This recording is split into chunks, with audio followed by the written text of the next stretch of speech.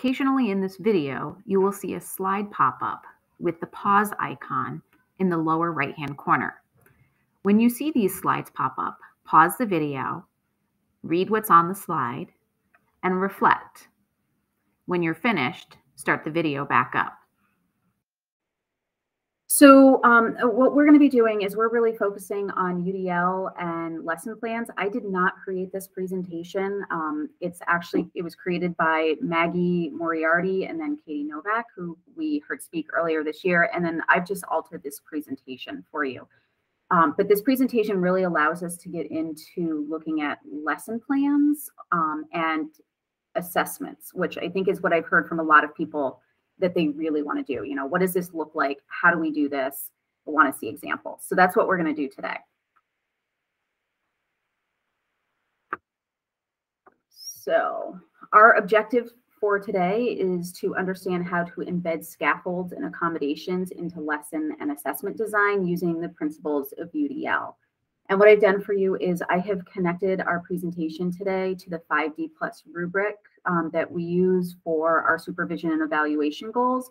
So if you have a specific goal that's related to any of what's down here, you can then tie that into your PLP probably for the end of the year at this point. And if you're not quite sure what the codes mean, SE4 or CP4, if you click on them, it will bring you to the document itself so that you can see what those are. The other thing that I do want to point out to you is we do have the chat feature in Google Meet, which everyone is pretty familiar with, I think. The other feature that we are going to use today is in the activities section. So in the bottom right-hand corner of your Google Meet, you have an icon that has a square and a circle and a triangle. And if you click on that, it brings up breakout rooms, polls, questions, and answers. And we're going to try using the question and answer feature today. So if you have questions to ask throughout this, feel free to pop it in the questions section, and then I'll try to get to them as we go through the presentation. And then if we don't get to them during the presentation, it records all of them, and then I can get back to you at a later date. You are also free to interrupt me as necessary. So don't think that you just have to sit here and listen to me. All right, we're going to start off with 2 videos just to kind of anchor our learning in UDL.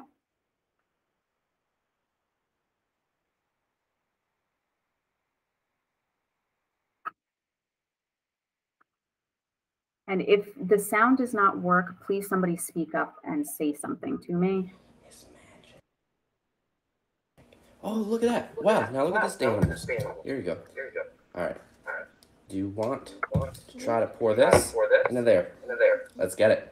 You got it. Steady hands.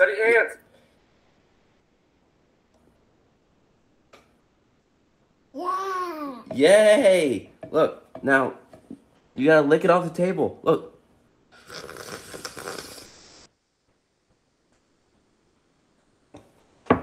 Don't worry. With Bounty, you can clean up anything. You can clean up the animals. You can clean up juice. Okay, so the first video looks at a task that's given to a child without any accommodations. Small glass, a lot of yogurt in this case, being asked to pour it in, right? The child was not necessarily, well, the child was successful, but there was spillover. Now we are going to look at what that looks like if we embed supports.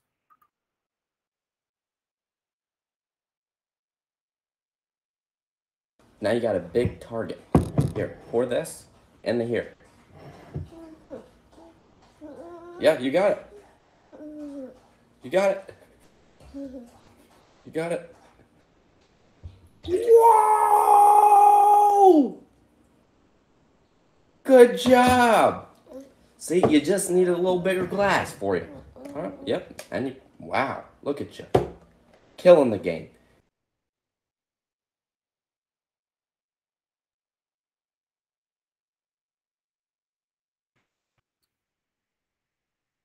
Okay.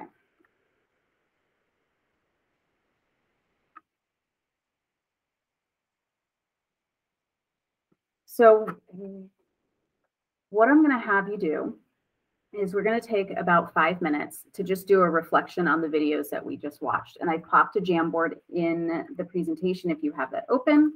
I will pop the Jamboard in the chat for you. And slides 1 and 2 ask you to just reflect. Slide 1 gives you the sentence stem of I notice. So about those 2 videos, what did you notice? And then the second slide is I wonder. What do you still wonder about those videos? If you would prefer to do personal reflection that is not visible to everyone, you are welcome to do it on a piece of scrap paper or just to reflect for a few minutes. You can turn your camera off for 5 minutes. I've got a little timer down on the bottom. I'll keep this up and just come back when the timer reaches 0. And I will also give you a verbal reminder.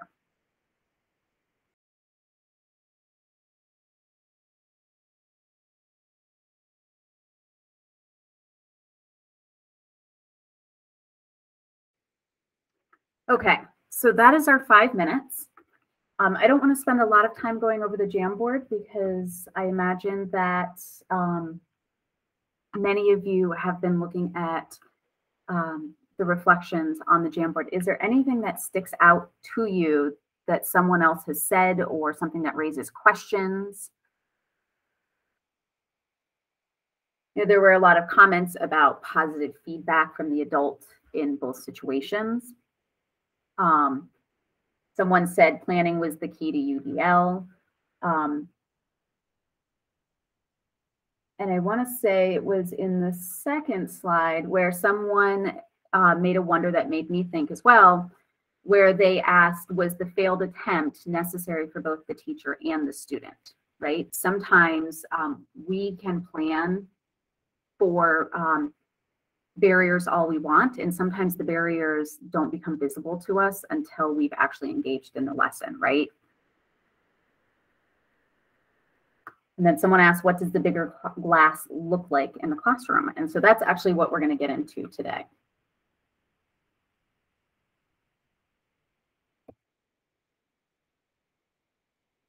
So we are going to break out into our first group. And what we're going to do is I am going to be giving you an ELA assessment. And in your breakout group, you are going to answer the following question. What can you predict some students may struggle with within an inclusive classroom with this assignment specifically? I am going to pop the link to this assignment in the chat for you.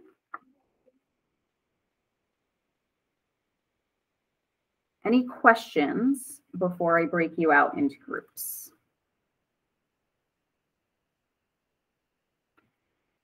Okay, so just informal discussion. What barriers do you see in this lesson plan?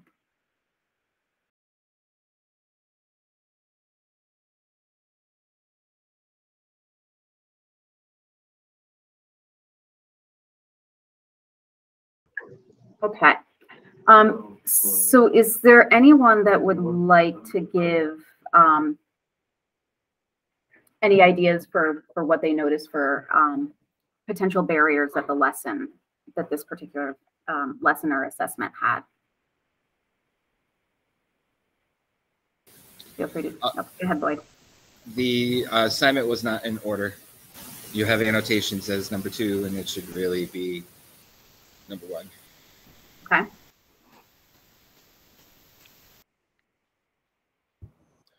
We talked about it being an overwhelming number of procedures, steps, terminology that like the likelihood of which is not going to be comprehended in and of itself. And so it seems like a setup for failure for students who are going to shut down the moment they see like overwhelm. Yep. To add on to what Scott said, that it was, for me, it was hard to even just like read because it was all just one page. And as a visual person, if it's all just sort of everything's thrown at me, I get overwhelmed and I can't, like, I couldn't even really like, I read it, but I was like jumping around and kind of all over the place. So it could be set up better. Okay. We also talked about it was only a written assignment, that there was no other way to show the students learning. So if a student struggles with writing, they're going to have a hard time with this. Yep. Yeah, we also talked about the lack of choice and the unclear learning objective. Like what is it they're actually trying to assess? Excellent. The other thing that Sam brought up that I was like, is if you have a student who struggles with emotional regulation or any type of identifying emotions, that this is going to be really hard, because there was a lot of why is she sad and all that. So if they can't even identify it within, they're not going to be able to identify it in somebody else they don't even know. So taking that into account is huge. So I thought that was pretty cool. That's something I didn't even think about when I was looking through all of this and going through it. All right, I am going to pop my screen back up for a minute and share what some of the things that were identified. And now this is not a comprehensive list, as you all just came up with a bunch of things. But it was brought up, right? Too many options. It can lead to analysis paralysis. So too much, kid becomes overwhelmed. They can't move forward with any of it. That the tasks, again, too many tasks are overwhelming, and that some of the vocabulary might be a little bit, might be unfamiliar to kids. And so we need to do some of that pre-teaching to them as well. So now what I'm going to do is I'm going to put up, and I'm going to link in the revised lesson plan, and I'm going to give you a few minutes to look over that. We're not going to go into breakout groups. We're just going to have conversation here, and I do have some Jamboards where we can capture some thoughts as well, if that works for people. So in the chat and up on my screen is the revised version of the lesson plan, same task. So take a few minutes and look over this and just reflect on what do you notice that's different? And then if you click on the Jamboard, slides 3 through 5 have some questions for you. So slide 3 says, how does the assignment feel to you in comparison to the original? Slide 4 asks the question, do you still see any barriers with the new assignment? And slide 5 asks you to reflect upon your own practice and just what similarities do you see between your practice and both of these lesson plans. So we're going to take about 10 minutes. I don't have a timer on my board, but I'll give you like a 5-minute warning, and then we can check in to see how much more time we want. Feel free to turn off your cameras. Feel free to use the chat, the Jamboard, whatever works for you.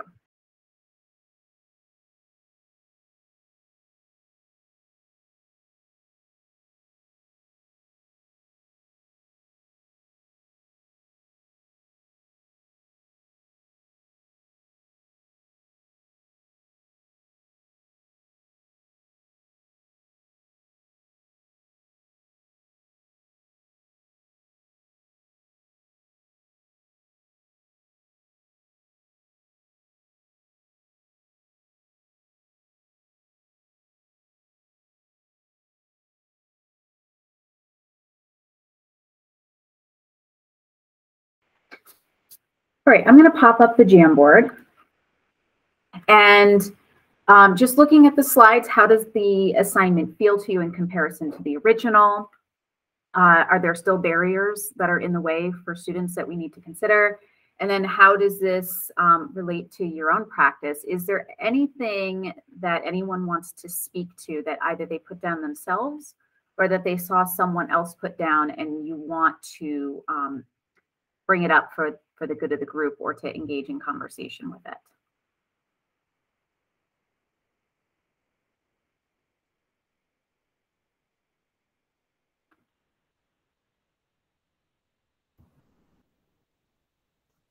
I guess I would infer from the latter that the first one, the latter one seems to be written with the audience in mind.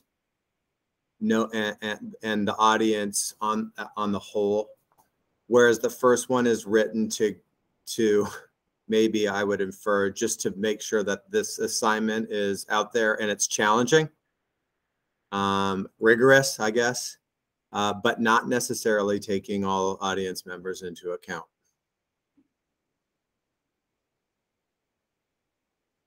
Thank you, Scott. Mm-hmm.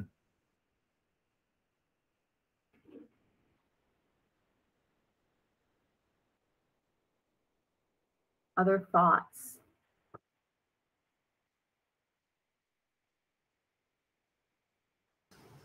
I think we all definitely noticed that the second one is better. Right? It's simpler. It gives a little bit of modeling, but not too much that we're scripting it for them or dictating what it is that they have to write. I think there's still some tweaks that can be made. I know I hear this a lot, the UDL idea of giving students choice and having them express ideas in a different way. And I always come back to, for ELA, 5 of our 6 proficiencies are about writing and using language. And so we can find some ways where we can have students express things in different ways, and we definitely do, whether it's visual or auditory or doing drawings. But a lot of the time we do have to have them practice their writing and do it enough that they're improving it over time. So I know part of that support for my class is giving kids the Read and Write app and having them use that to help them with the writing, or using visual tools to help them break things down. But I know that's just something that I always think of when we talk about the UDL stuff. And Sarah, you bring up a really good point there, right? I mean, we have standards that require us to have kids write, and we need to assess. So it really comes down to, what are we assessing on this particular assignment, right? And maybe it's 2 things. Maybe we're assessing a writing skill as well as, you know, comprehension and understanding within the text. So I think that is where someone had mentioned, you know, those I can statements, right? That without those, do we and do the students have a really clear understanding of the purpose of what we're doing? Okay. Any other thoughts that anyone wants to throw out there?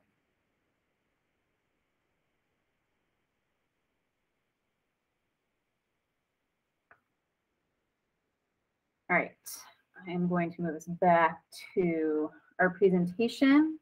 And what I'm going to do is I am going to send you back out into breakout groups. And I'm going to give you a second assignment to look at. And you're going to kind of go through the process that we just went through of looking at the before assessment, and you're going to look at the after assessment with your group. So this one is a PE assessment. I think so often we tend to focus on ELA and math. And so this is just a nice way for us to look at a different content area to see. I don't think we have any PE teachers in this group today, but it's just a nice way to see how UDL is not necessarily specific to one content area, how we can use it to improve our instruction across all areas. So for 10 minutes, you and your group are going to look at the PE assignment before and the PE assignment after. And again, just answering questions with the before assessment, what can you predict some students might struggle with? What are the barriers? And then look at the after and the same questions of what supports do you notice are put into the second one? How does it feel? Is there anything that's still missing?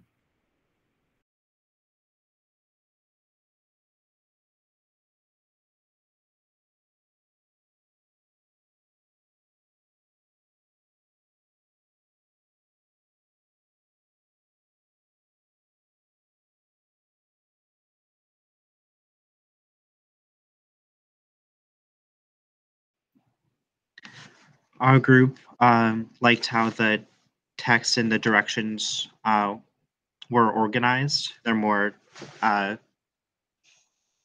framework, whatever word Scott used. It was easier to digest and understand. Even though there was quite a lot of reading, it was easier to understand, and the important parts were highlighted. We liked that. Thank you, Sam. I also like that they included videos for the other ones. So there wasn't something for each of them, but so that could be an improvement.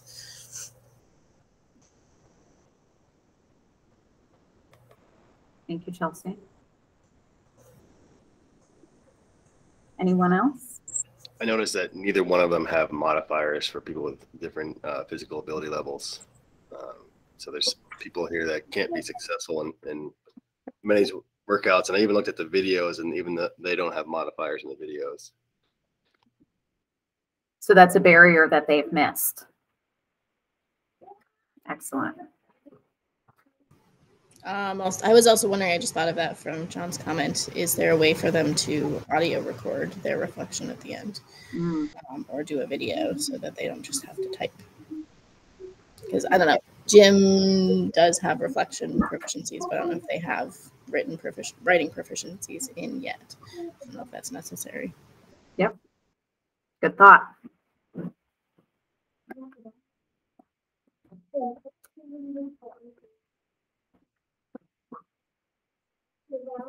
All right. Any last thoughts?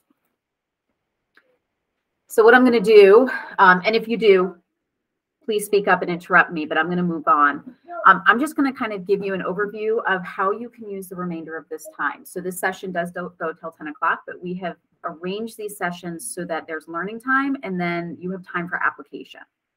So you are going to be welcome to log off of this meet. I'm going to stay on. So if you have questions, you can jump back on. You can stay on, turn your camera off. It's totally up to you. But to put this into work, one of the options that you can do this for the remainder of your time is to pick an upcoming assessment or learning task that you're going to be assigning to your students and to go through the same process that we just did. Really identify some of those barriers that your students might be experiencing and make some slight adjustments to improve upon those. Now, this is not a slide that I created, so it says share your work. You're not required to share your work. But in an ideal situation, we wouldn't be doing this work alone. We would be engaging in this work, coming back to colleagues, and having people look at our work and give us suggestions. So I highly encourage it, not required.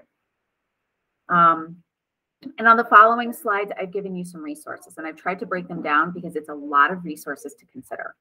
So the first slide contains resources that really have tools that you can embed into your instruction. So like right here, pre-teaching vocabulary, they have some suggestions on how you could do this. The second slide of resources is if you want to go deeper and if you want to do some more research, I've given you additional articles and resources to explore. I will say that this one right here, the UDL Lesson Plan Makeovers, is where they look at lesson plans and talk about how to make them more inclusive for our students. And then they also have UDL Exemplar Lesson Plans. So this one is going to give you examples of lesson plans that have UDL supports built right into them. They do not give you the beforehand, so you can't compare. But those are two resources I would highly recommend if you want to continue to look at examples. And then just, again, this is just we always want you to be thinking about the next step.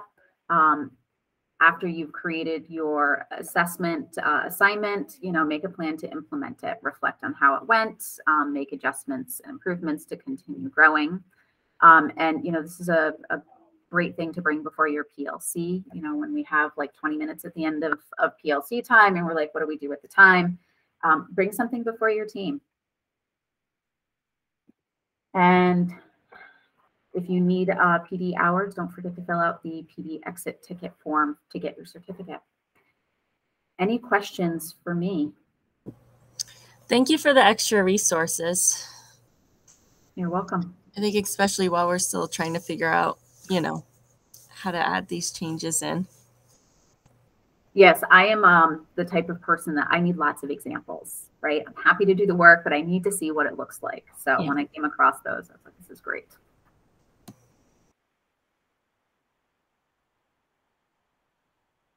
Corey, can you just drop the presentation again in there? I forgot to open it. I will. Hold on. I was watching on your screen instead. All right. I'm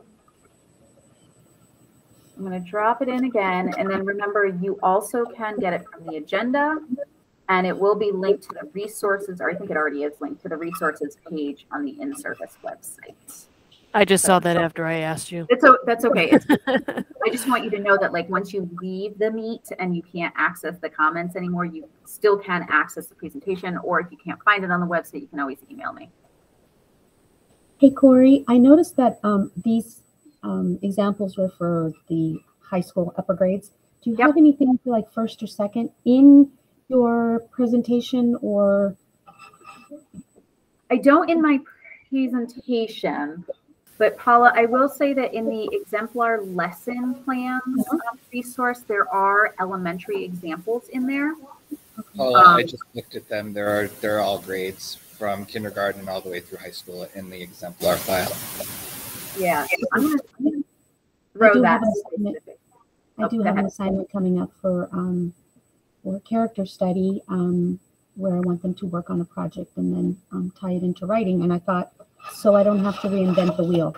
So absolutely. So Paula, I just linked it into the chat for you, that document with the exemplar lessons. And also, you know, any one of the coaches, we're happy to sit down and look at a lesson plan with you and brainstorm, you know, possible barriers and how can we improve upon those too. So don't hesitate to reach out to us. Right. If you don't have any questions, you're welcome to go work. You're welcome to stay on and chat. I'm going to stop the recording. So thank